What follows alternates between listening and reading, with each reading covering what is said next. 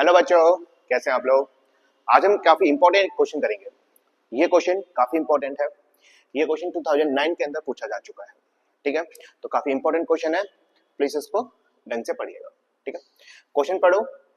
The sum of first sixth term of an AP is 42. The ratio of its 10th term to the 30th term is 1:3. Find the first and the 13th term of an AP. तो देखो, ये ratio वाले questions है और ratio वाले questions काफी important होते हैं। अगर मैं इसको मार्क्स दूं, ठीक है, तो ये आपका आराम से 3 मार्क्स का आएगा। कितने मार्क्स का आएगा? ये आएगा आपका 3 मार्क्स का। ऑलरेडी पूछा जा चुका 2009 में और आने की पूरी संभावना है। रेशियो से रिलेटेड क्वेश्चन है। क्वेश्चन में गिवन क्या है कि सम ऑफ सिक्स टर्म, मतलब a6 की वैल्यू दे रखी है आपको कितनी, 42। गिवन क्या है, s6 इक्वल्स टू 42। फिर आगे क्वेश्चन में क्या बोल रहा है कि जो रेशियो है किसका, 10th टर्म का। 10th टर्म बोले तो a10, ठीक है, जो रेशियो है a10 और a30 का, किसका, a30 का, वो कितना दे रखा है, 1:3। तो यहाँ पर लिख देते हैं a10 और a30 का रेशियो है 1/3। ठीक है, आगे क्या बोल रहा है, find the first and the 13th term of an AP. मतलब आपसे फर्स्ट टर्म बोल रहा है, फर्स्ट टर्म को डिनोट करते हैं हम a से, तो आपको a की वैल्यू फाइंड आउट करनी है और दूसरी a13 की वैल्यू फाइंड आउट करनी है। ठीक है, अब हमारे पास दो फॉर्मुलेस हैं। फॉर्मुले कितने हैं आपके पास? दो है। एक इसमें Sn का फॉर्मूला लगेगा और इसमें An का फॉर्मूला लगेगा। ठीक है, जो हमारे पास गिवन है पहले हम उसको लेंगे। तो सबसे पहले हम इस रेशियो को कंप्लीट कर लेते हैं। आपकी इच्छा है, आप कौन सा भी कर लो, कहीं से भी। आप चाहे तो यहाँ से स्टार्ट कर लो या यहाँ से स्टार्ट। मैं पहले रेशियो से लूंगा। तो रेशियो क्या दे रखे आपके पास, a10 और a30। कितना रेशियो है, 1:3। अब इसको मैं क्रॉस मल्टीप्लिकेशन करूंगा। क्रॉस मल्टीपल मतलब 3 का मल्टीप्लाई करूंगा a10 के साथ और a30 का मल्टीप्लाई करूंगा 1 के साथ। करो मल्टीप्लाई, तो आएगा 3 multiply a10 equals to 1 multiply by a30। कितना समझ में आ गया? ठीक है, अब पीछे एक कंसेप्ट समझो, an की। an का फॉर्मूला क्या होता है बताओ? आप बोलो a plus n-1 multiply by d। ये होता है आपके पास फॉर्मूला।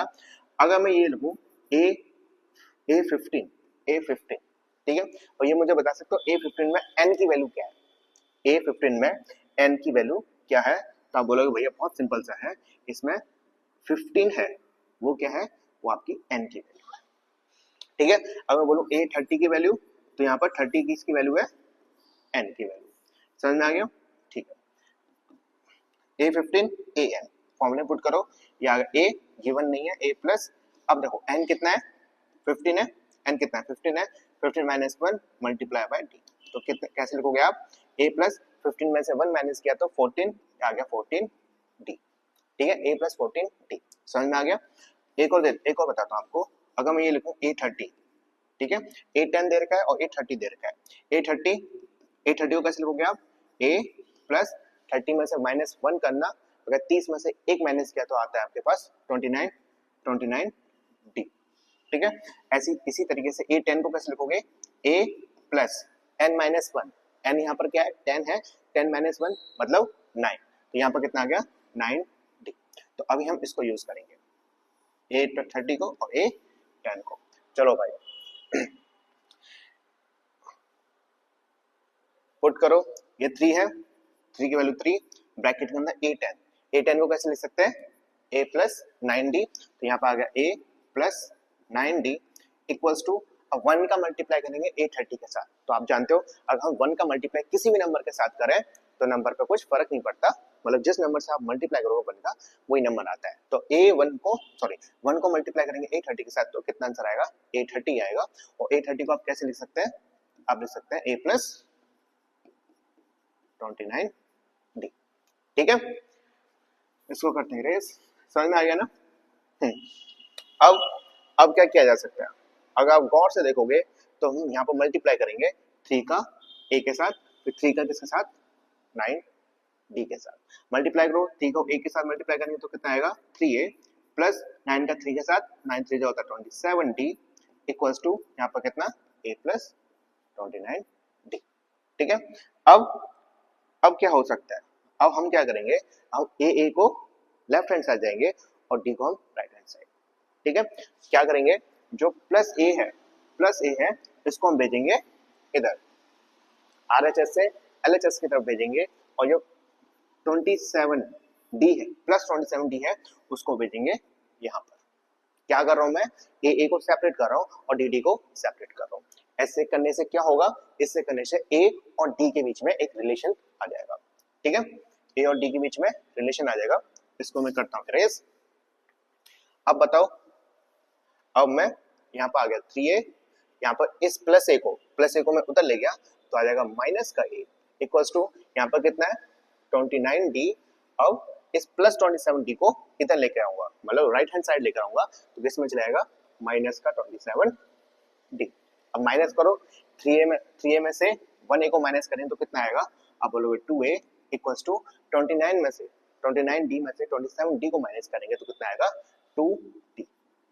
ठीक है, अब 2 से 2 कटा तो इसका मतलब a की जो वैल्यू होगी वही d की वैल्यू होगी, मतलब a इक्वल्स टू d। तो हमारे पास एक रिलेशन निकल के आ गया। रिलेशन क्या निकल के आया, रिलेशन निकल के आया a इक्वल्स टू d। इसको लिख लेते हैं हम यहाँ पर a इक्वल्स टू d। अब हम इसको करते हैं इरेज।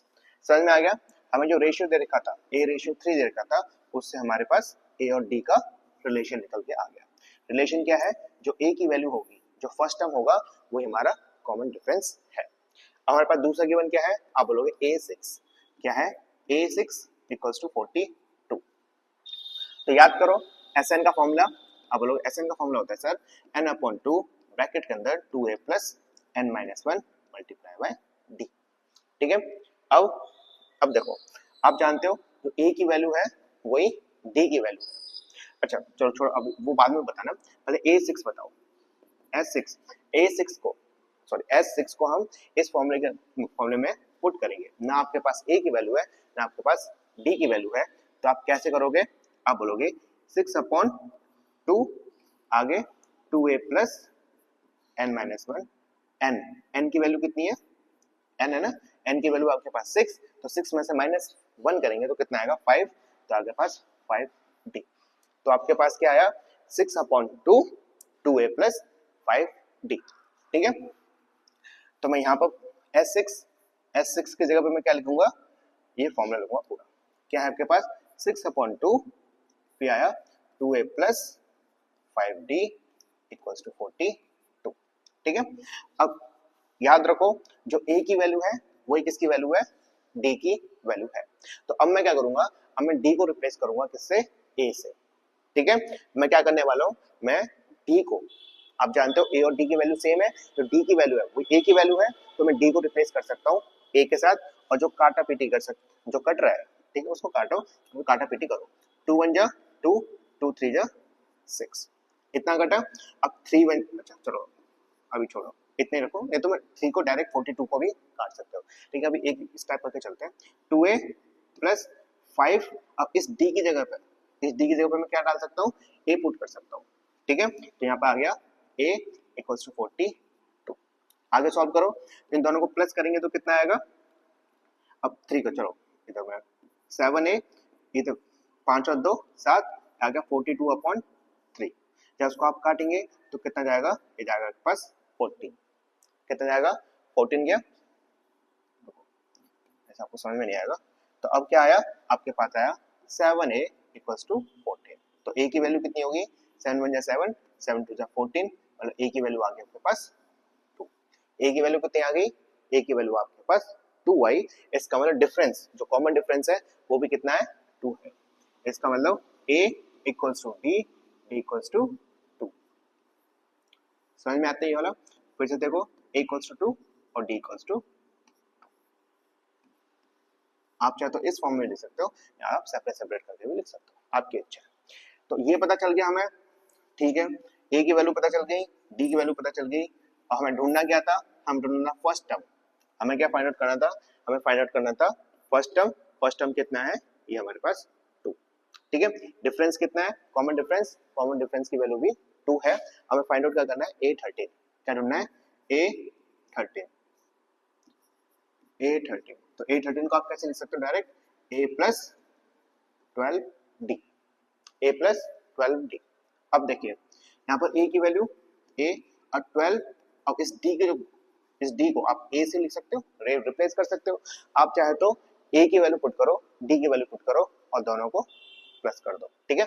या फिर आप ऐसे कर सकते हो कि d को रिप्लेस कर दो a के साथ और 12 प्लस 1 13, ये आ गया 13a, 13 मल्टीप्लाई a की वैल्यू कितनी है 2, दोनों को मल्टीप्लाई करेंगे तो कितना जाएगा, ये आएगा आपके पास 26। तो a 13 की वैल्यू कितनी आ गई 26, ठीक है। अगर आपको ऐसा नहीं करना तो आप दूसरा मेथड भी यूज कर सकते हो।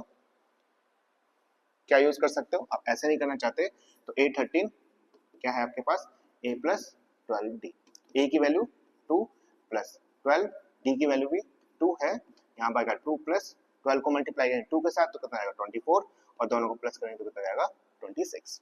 आप चाहे तो ये यूज कर लो, ये यूज कर लो, आपकी इच्छा, ठीक है। क्वेश्चन समझ में आ गया, क्वेश्चन इंपॉर्टेंट था, ये आया क्वेश्चन तुम्हारे में, एग्जैक्टली ये नहीं आएगा, मैं फिर से बता रहा हूँ एग्जैक्टली ये नहीं आएगा, हो सकता है कि आपसे 1/3 की जगह पे 2/5 पूछ ले, मतलब जो वैल्यूज है वो चेंज कर दें, लेकिन इसके पीछे का जो कंसेप्ट है वो ये है।